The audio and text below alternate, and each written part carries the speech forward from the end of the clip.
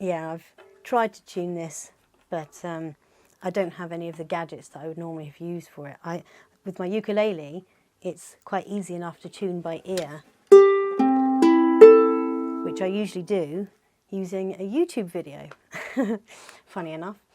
So thank you, I think it's Ruben, the person who does that. But I spoke last time about my quarter-sized violin that I began to learn on all those years ago, or should I say began to kill all those years ago. And I have tried to tune it just now, but by ear, and it's already sliding out of tune. But it's not actually, they call it quarter size, but it's not actually a quarter of a full-sized violin. It's actually more like 86%. Oh no, the half-size violin is 86% of a full-size violin. So I'm not sure what that would make this. I'm not very great on maths, but it's beautiful and it's tiny and it's cute and I think it's adorable.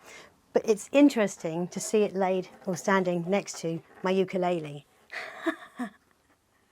I'd gotten so used to the size of the ukulele and thought, yep, that's such a small stringed instrument. I love it so much. It's, but you know, you can take it anywhere.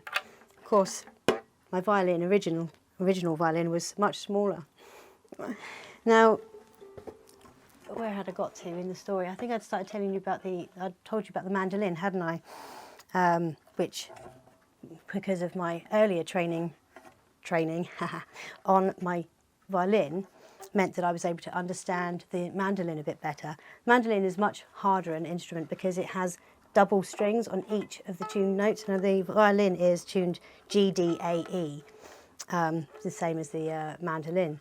So the G would be 2 strings, and D 2 strings, A 2 strings, etc., etc. So you've got to manage to cover both of them, as well as forming, you know, the chords and things like that. Quite tricky.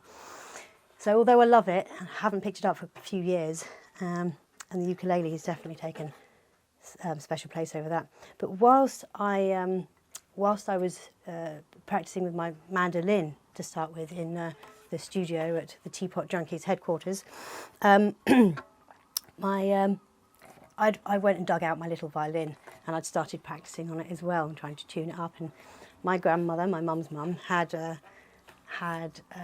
overheard me playing with it, and so she said, actually, I've still got a violin somewhere.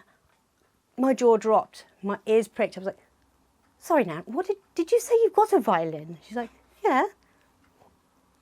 Since when? She's like, well, I've had it for a long time. It was my grandfather's, handed down from his father, grandfather before that. So, I mean, it's got to be 100 years old at least. I must get it valued at some point and looked at and things like that. But and I will dig it out and I'll show you at some point. It is a beauty and it does sound lovely. I'll kill your ears for just a split moment, but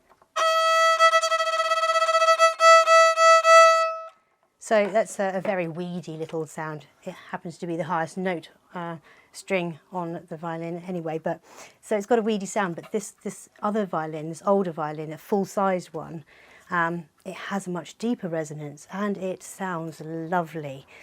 Now that's the nicest violin I've ever played. I have no idea what brand or maker it is, but I look forward to showing you that next time perhaps. So thank you for listening, and hope I didn't kill your ears too much. Are they bleeding? Sorry about that.